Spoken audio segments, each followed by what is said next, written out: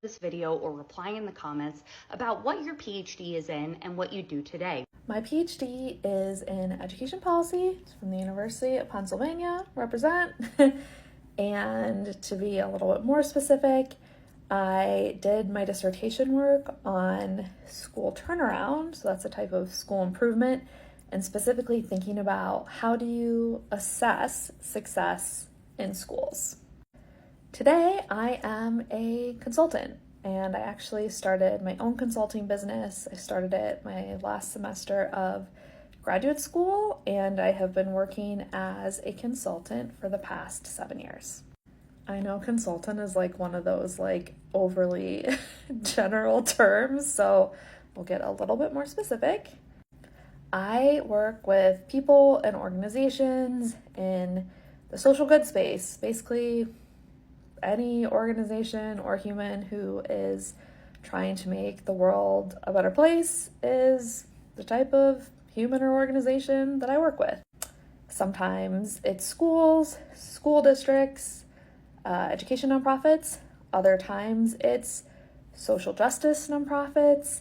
Sometimes it is major philanthropic organizations, so funders.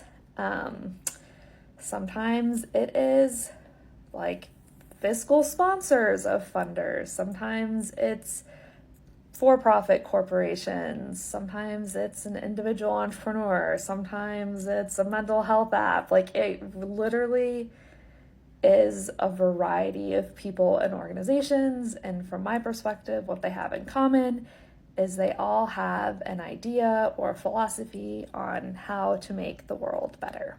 And where I come in is they all want or have been kindly asked by a funder to do research or evaluation on their work. I'm not going to go into the difference between research and evaluation now, but if someone asks, I will. Since I've graduated, I have been like a co-PI on a large national study. So I've done like that more traditional type research work, but from outside academia. But in that case, you got to partner with someone inside academia because IRB approval is important. But I've also done things like help organizations design a better survey or help organizations create a logic model or theory of change so that they can better explain what it is they do and why it matters. People and organizations often seek me out specifically because I have a PhD. They want an expert to consult with. And there are pros and cons to me sitting outside of the university to do that. A pro is my company has a lot less red tape, so I'm easier to actually like contract with than a university. A con is that I don't have my own institutional review board. So if you want to do true research, I'm going to tell you we're going to have to partner with a university. What I typically hear from clients is that they like me because I explain things in a simple way and just don't get caught up in like traditional stereotypes of what good research is or what it involves, and I always define terms. So I wouldn't walk in and just be like, you need to do a randomized control trial. I would like sit and listen and have like a really thoughtful conversation and make sure, everyone understands and feels good about what we're talking about before making any decisions. You can do that and be in academia, but in my personal experience, there wasn't a lot of that going on in academia.